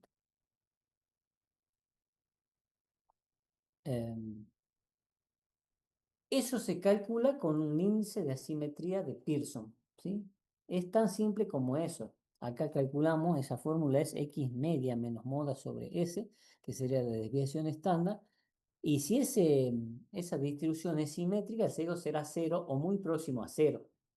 Y si es asimétrica, va a ser un número mayor o menor que 0. Por ejemplo, que yo me salga 3 o 4, o negativo también menos 3, menos 4, menos 2, es asimétrica. Si sería negativo el número, es asimétrica negativa con cola a la izquierda, y si es un número positivo, sería asimétrica de cola derecha. También está el índice de asimetría de Fisher, pero ese no lo utilizamos nosotros mucho por una fórmula más complicada, ¿sí? Mientras que la otra es mucho más sencilla. Este índice de asimetría de Fisher lo utiliza el Excel, por ejemplo. ¿Bien? También la interpretación, ahí está, como yo le dije, simétrica si es 0. Como le digo, si le da un número, por ejemplo, 0,001, también es simétrica. No tiene que ser exactamente igual a 0, como dice ahí. ¿Sí? Ahora, si ya se aleja mucho de 0, por arriba o por abajo, sí, ya decimos. Después tenemos la kurtosis o el apuntamiento, ¿sí? La leptopúrtica es cuando tiene mucho apuntamiento, o sea, se está relacionado a la altura, está pegado los valores al eje medio, pero tiene mucha altura. La mesocúrtica sería la que se relaciona con la distribución normal, se distribuye de forma normal y no es achatada ni puntiaguda. Y la platicúrtica es la que sería la forma H coeficiente de tosis, que está la formulita ahí, la tiene ahí la formulita, y me da el valor de la misma manera, ¿sí? Si esto vale 0, es mesocúrtica. Si vale superior a 0, es leptocúrtica. Inferior a 0 sería platicúrtica, ¿sí? Bueno, ¿qué nos dice el teorema de Chebyshev? ¿Sí? Que permite decir qué proporción de los valores que se tienen en los datos debe estar dentro de un determinado número de desviaciones estándar. Generalmente, este teorema dice que por lo menos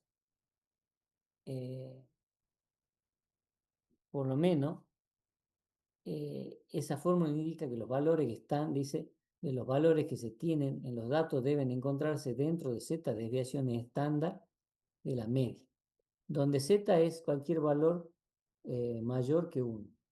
¿Sí? Entonces, si yo pongo o reemplazo a z por 1, quiere decir que va a estar dentro de una desviación estándar. ¿Qué significa dentro de una desviación estándar? Que al valor medio le resto la desviación estándar, le sumo el valor de la desviación estándar y ahí va a estar ese porcentaje de valores, ¿sí? Dicho de otra manera o mostrándolo de otra manera, el teorema este nos dice que ese z para 2, 3 o 4 desviaciones estándar se tiene lo siguiente. Dice, por lo menos el 75% de los valores de los datos deben estar dentro de 2 desviaciones estándar. Después dice, al menos el 89% de los datos deben estar dentro de las 3 desviaciones estándar. Y después dice, por lo menos el 94% de los datos deben estar dentro de las 4 desviaciones estándar de la media, ¿sí? ¿Se entiende esa parte? ¿Qué es dentro de una desviación estándar? Yo tomo el valor medio, por ejemplo, el valor medio vale 2 y la desviación estándar es 0,5. Decir que está dentro de una desviación estándar, a ese 2, que es el valor de la media, le tengo que restar 0,5 y sumar 0,5.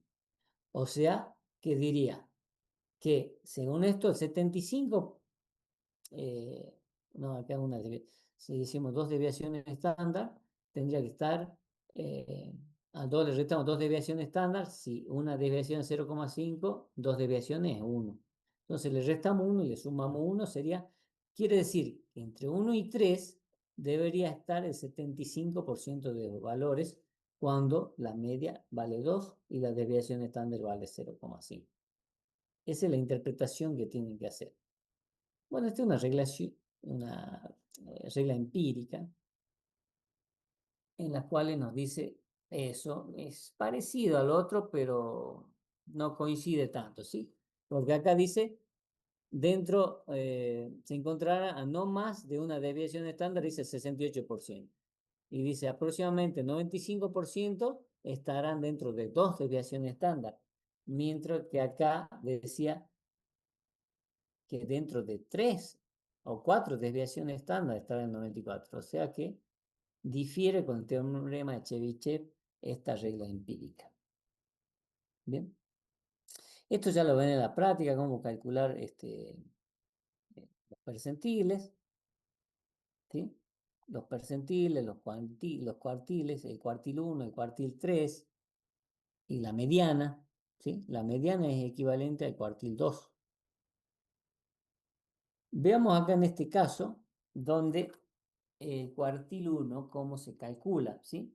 Si yo tengo el valor de n, que es igual a 60, como está el ejemplo ahí, ¿qué me calcula el cuartil 1? Esta formulita que dice i es la posición donde está el cuartil 1, no es el valor del cuartil 1, es la posición. Y me dice que primero yo tengo que tener ordenado de menor a mayor todos los datos. Luego se calcula el n, si vale 60, entonces el valor de i, ahí dice la parte entera de 60 más 1 sobre 2, ¿cuánto es? 30. Más 1, 31 sobre 2, 15,5. Eso quiere decir que el valor del primer cuartil va a estar entre la posición 15 y 16, por eso se calcula el promedio que está acá.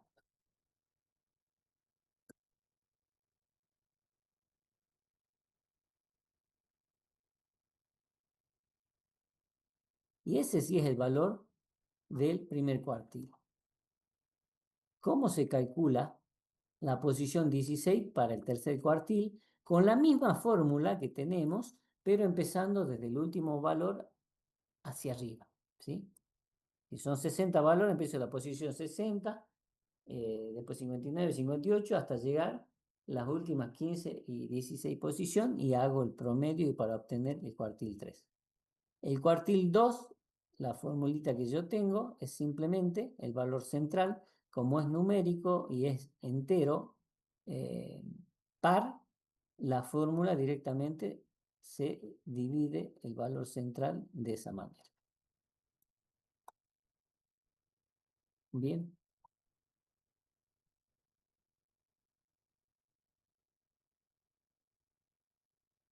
Bueno, nosotros, esto que acabamos de ver es lo preparativo para uno de los temas más importantes,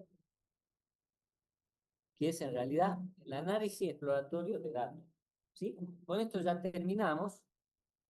Por hoy van a tener ya para trabajar. Repasen todo el análisis exploratorio de datos. Fíjense que nosotros acá tenemos 3 técnicas que trabajamos nosotros, que son las más conocidas y más usadas.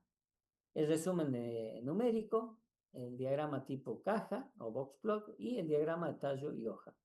El más representativo, el que más se utiliza en muchos software y todo eso es el diagrama tipo caja o box plot. En algunos software también permiten hacer el diagrama de tallo y hoja. Y el resumen de los 5 números nos sirve para interpretar básicamente algunas cosas. Ahora bien, eso, antes de ver eso, yo quería que después entren, esto no lo vamos a ver ahora, obviamente por razón de tiempo, pero ustedes van a ver lo que es estadística descriptiva de la teoría, solamente vean los conceptos, ¿sí? Es como repasar lo que vimos hoy de qué es muestra, qué es censo, parámetro estadístico, descriptiva versus inferencial, ¿sí? Eso, los conceptos, sobre todo hasta parámetros estadísticos, ¿sí? Con eso ya por la clase de hoy alcanzaría y sobraría. Bien. Dentro del análisis exploratorio de datos, acá nosotros tenemos el tallo y hoja. Este es un ejemplo de resolución de un ejercicio. Le puede servir para resolver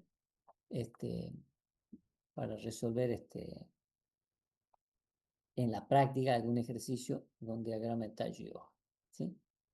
Y esto que tenemos acá menciona los distintos tipos, los distintos tipos de SQL, Spark y Cloud, las tecnologías más demandadas en el de mercado. análisis exploratorio de datos, pero Hola, de nuevo soy Peregrino y voy a dar una pequeña introducción al menciona el diagrama de tipo de datos. Y otros que nosotros lo vamos a mencionar, pero no lo vamos a Como estudiar. su nombre lo indica, el análisis exploratorio de datos es una forma de realizar análisis de datos. Se llama exploratorio porque es usualmente uno de los primeros pasos que tienes que realizar antes de aventurarte a utilizar el scikit-learn o TensorFlow para realizar machine learning. Usualmente este proceso de análisis involucra muchas ayudas visuales, es decir, gráficas que nos ayudan a encontrar información, que de otra forma sería un poco más difícil de encontrar acerca de la información o los datos sobre los que vamos a estar trabajando. Mediante este proceso de análisis exploratorio de datos estamos tratando de encontrar varias cosas. La primera es la estructura y distribución de nuestros datos. La segunda es encontrar la relación que podrían existir entre las múltiples variables explicatorias. La tercera es encontrar la relación que pueden tener estas variables explicatorias con la variable o las variables respuesta de nuestros datos. La cuarta es encontrar posibles errores y puntos extremos, como anomalías en los datos. Y la quinta es refinar nuestras hipótesis o generar nuevas preguntas acerca de los datos que tenemos a la mano. No existe como tal una técnica formal que nos indique cómo llevar a cabo este tipo de análisis, sino que más bien depende de lo que vayamos encontrando en los datos, así como de la experiencia y el conocimiento específico del campo que tengamos. Lo que sí tenemos es un conjunto de herramientas básicas, principalmente, como dije, gráficas, y sobre las cuales les voy a hablar aquí. Sin embargo, hay algo que cabe la pena mencionar, y esta no es una herramienta gráfica como tal, y estoy hablando de las estadísticas descriptivas. Este es un paso importante en el análisis exploratorio, ya que las estadísticas descriptivas nos ayudan a describir de manera rápida y concisa la información que tenemos a la mano. Dentro del grupo de estadísticas descriptivas tenemos la moda, que nos indica el valor más frecuente que toma una variable. La mediana, que es el valor que cuando ordenamos todos los valores en nuestro dataset divide el conjunto de datos entre dos de tamaño igual. Tenemos también la media, o lo que podríamos conocer coloquialmente como el promedio. Otra estadística descriptiva es el rango, que es el rango de valores que nuestros datos cubren, desde el mínimo hasta el máximo. Tenemos también los cuartiles, que son puntos similares a la mediana, que nos dan una idea de los posibles valores con los que contamos. Y por último tenemos la desviación absoluta y la desviación estándar, que nos permite saber qué tan amplio es el espectro de valores en estas variables. Es muy sencillo encontrar estos valores utilizando Python y Pandas y algunos de los paquetes que están disponibles para ti. En la descripción te dejo un link hacia un post que escribí sobre el análisis exploratorio de variables, con un ejemplo práctico de cómo hacerlo. Otra de las herramientas que tenemos en esta caja de herramientas para realizar análisis exploratorio de datos son gráficas para visualizar la distribución de nuestra variable. Para esta tarea podemos utilizar una herramienta que se llama histograma, que nos ayuda a ver los valores que puede tomar una variable. Para realizar esto, se genera una especie de cubetas, cubren todo el rango de valores de nuestra variable. Estas cubetas cubren intervalos iguales. Una vez que tenemos estas cubetas, cada una tiene la cantidad de elementos de cada cubeta con la campanita, con estas variables. En esta gráfica podemos ver los boxplots son una herramienta vital, que nos ayuda a ver no solamente la distribución, sino diversos aspectos estadísticos de nuestra variable. En esta gráfica podemos ver la mediana de nuestra variable, así como el rango en el que se encuentra el 50% de nuestros datos. Podemos inclusive identificar algunos valores anómalos. Y bueno, los boxplots son bastante útiles. Ahora, también de lo que mencioné es que podemos utilizar el análisis exploratorio de datos para visualizar las relaciones entre nuestras variables. Para eso existen diversas formas de hacerlo. Sin embargo, tenemos una manera bastante útil que se llama scatterplots. Las scatterplots son gráficas en las que podemos visualizar dos variables simultáneamente, una por cada eje. A cada par de valores le corresponde un puntito en el lado. Bueno, acá como les Las decía, dos variables muestran alguna especie de relación. ahí menciona el boxplot, que es uno de que nosotros vamos a estudiar y nos sirve para interpretar los datos. Y está, como les decía, en distintas aplicaciones estadísticas o software estadístico.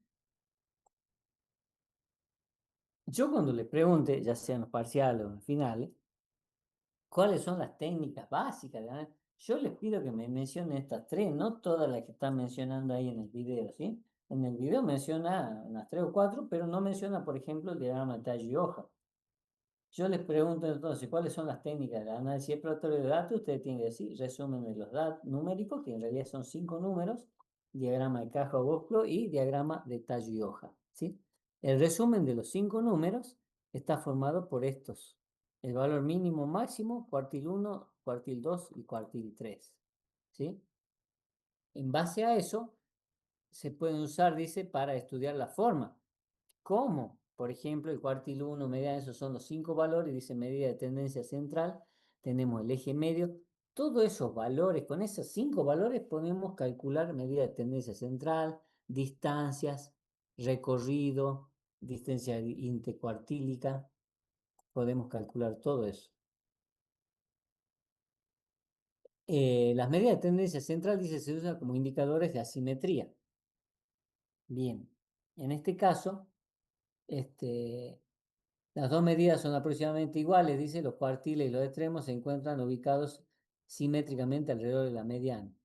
Esto es un poco deductivo utilizando los valores estos que tenemos acá, pero si nosotros después vamos a ver todo este análisis numérico, yo no le hago profundizar mucho. ¿Por qué? Porque tenemos en realidad lo que ya sería el diagrama de boxplot o caja, que es esto que tenemos acá, y ahí uno gráficamente ve si los datos están amontonados, o sea, quiere decir que es leptopúrtica, están amontonados los datos, también podemos ver si hay asimetría positiva o negativa de acuerdo al largo del bigote hacia uno o hacia otro lado, y podemos analizar, bueno, varias cosas, si es simétrica, si el rectángulo del medio,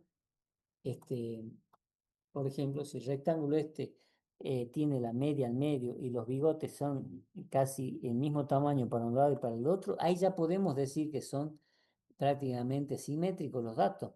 En este caso, si hay una cola más larga que la otra, podemos decir que tiene cola asimetría negativa o simetría positiva.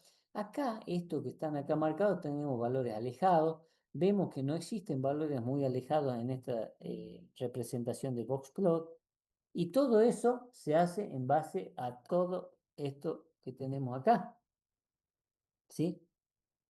A esos pasos. ¿Cómo se dibuja? Dice el diagrama de caja. Primero ordenar los datos, calcular los 3 cuartiles, dibujar el rectángulo para Q1 y Q3. El Q2 es la línea que va al medio del rectángulo ese. Después los límites inferior y superior para valores alejados y muy alejados. ¿Cómo se los calcula? Y después ya se hace el dibujo, ¿ves? Dibujar todas las partes y los valores que marcan los valores alejados o muy alejados los trabajamos con asterisco o con los puntitos. Como les decía, acá están los puntitos porque no hay valores muy alejados que a lo mejor los podríamos trabajar o marcar como asteriscos. Son valores puntuales. Por ejemplo, acá aparece el 189, el 100, no sé, este debe ser 185 el valor este, ¿sí? Esta es la forma de representar, ¿sí?, el diagrama de box-plot. Después, por último, con esto ya estaríamos casi terminando, el diagrama de tallo y hoja, en el cual nosotros tenemos, para ver también, parecido a lo que sería el box cross, podemos interpretar si es simétrica, simétrica, positiva, negativa, leptocúrtica, cómo se ubican el Q1, Q2 y Q3 respecto a la simetría de los datos. Bien, acá tenemos, por ejemplo, se construye un diagrama de tallo y hoja con esos valores. ¿Y qué es el diagrama de tallo y hoja? Fíjense que no es otra cosa que de todos los valores que yo tengo acá, ¿no? 1,1, 1,6, 1,1, fíjense todos los valores.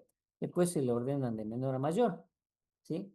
Después dice, acá hay 25 datos y dice, por ejemplo, el dato 1.9 se divide de la siguiente manera.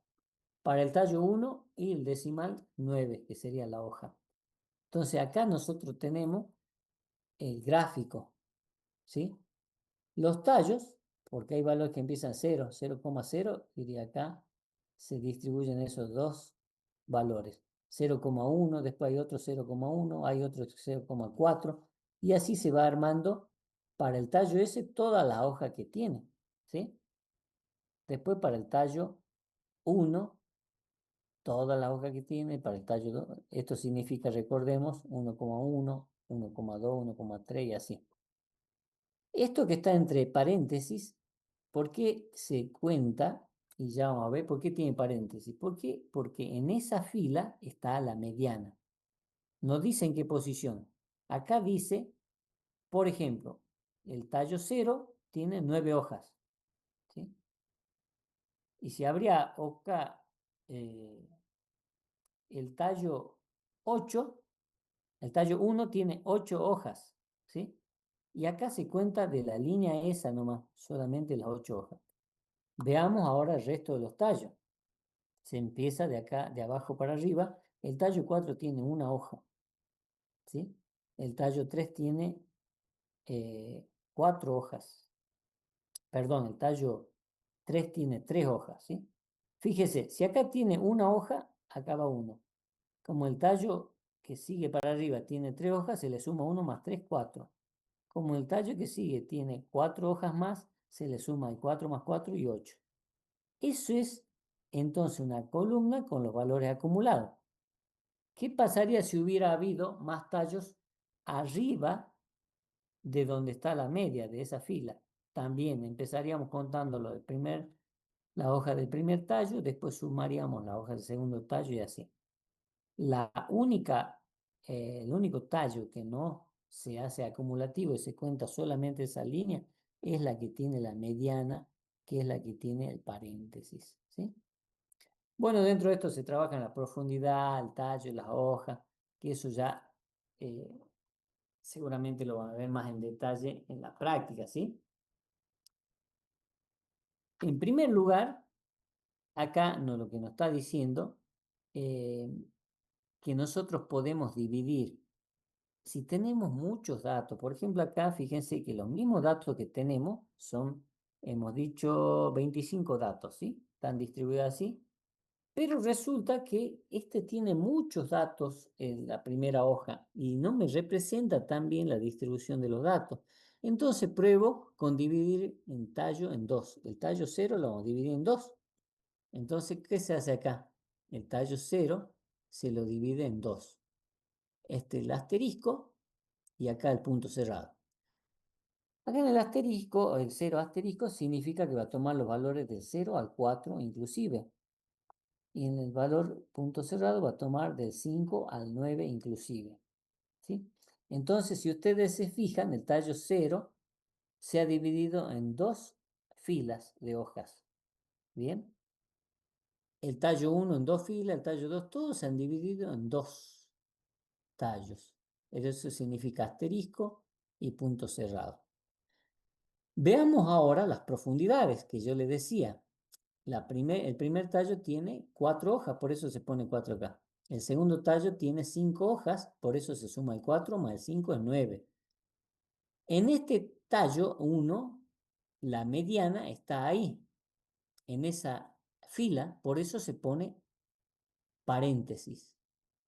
Luego, para los valores inferiores, se empieza de acá abajo. Fíjense que el tallo 4, punto cerrado, tiene una hoja, perdón.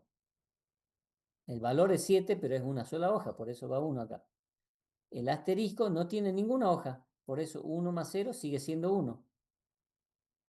Este tallo 3, círculo cerrado, tiene 2 hojas, entonces suma 1 más 2, 3. Este tallo tiene una hoja que vale 0 y entonces 3 más 1, 4. Y así hasta llegar al tallo 1 punto cerrado, que tiene 3 hojas, más 8 que tenía antes, son 11.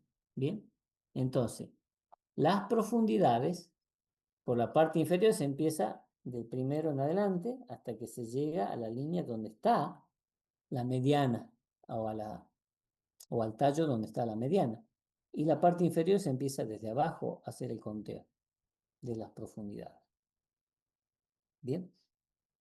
Si eso no me alcanzaría, y resulta que esto es lo que yo le acabo de decir, ¿ve? Acá va de 0 a 4 y 5 al 9, y en el primer caso entran 10 valores, entra el 0, 1, 2, así hasta el 9, ¿sí? El primer caso que vimos acá, que no era tan representativo, acá ya se muestra mejor la dispersión de los datos. Si no alcanzaría, se puede dividir el tallo en 5 partes, y acá vemos lo siguiente. Entonces, la primera parte del asterisco tomaría el valor 0, 1, la T, el valor 2 y 3, relacionado al 2 o 3 en el inglés, la F, el tallo 4 y 5, relacionado al 4 y 5 en inglés, después 6 y 7, 6, 7, y por último 8 y 9 con el punto cerrado. Eso sí, necesitamos dividir un poco más todavía lo que sería, ¿sí? Los tallos, si es que ya no me representarían los datos en forma correcta. Bueno, acá este ejemplo me muestra un diagrama de tallo de hoja creado con toda esa división, ¿sí? Entonces ya se divide un tallo en 5 partes. El tallo 1 se divide en estas 5 partes, el tallo 2 en estas 5 partes, y fíjense que acá la representación de los datos, obviamente, es muy buena.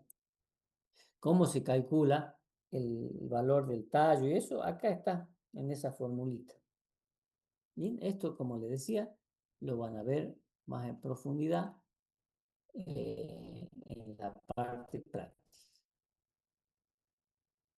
Son ejemplos de distintos tipos para que los vean, analicen, estudien.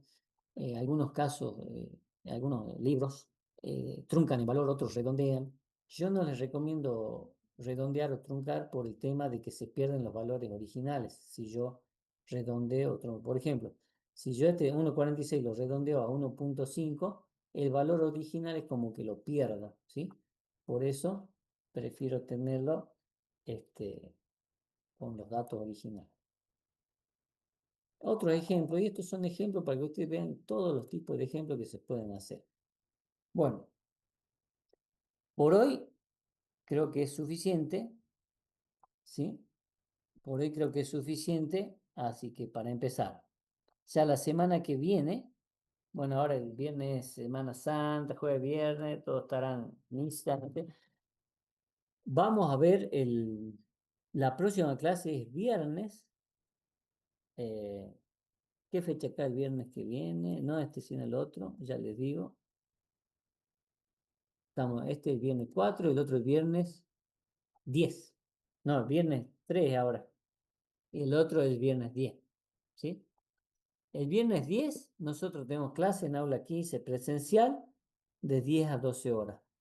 Bien. Si tienen algún tipo de pregunta ahora de último momento, si no, ya lo hacemos en la próxima clase. Esto estamos iniciando el cuatrimestre. La idea es que no se dejen estar con las tareas, con las prácticas, con las actividades de la cátedra. Así pueden promocionar en lo posible todos o la mayoría. Bien. Bueno. A ver, a ver. No sé si sigo acá. Ajá. Información. Bueno, estamos en contacto. Cualquier cosa, hoy día no voy a tomar asistencia porque se ha cortado la señal y ya no quedé como anfitrión, así que directamente nos veremos la próxima clase, ¿sí? Presencial. Si no hay Bueno, profe. consulta, finalizamos acá. Sí. ¿Hay alguna consulta o no? Bueno, si no así, estamos viéndonos el viernes 10 de abril. Hasta luego. Chao.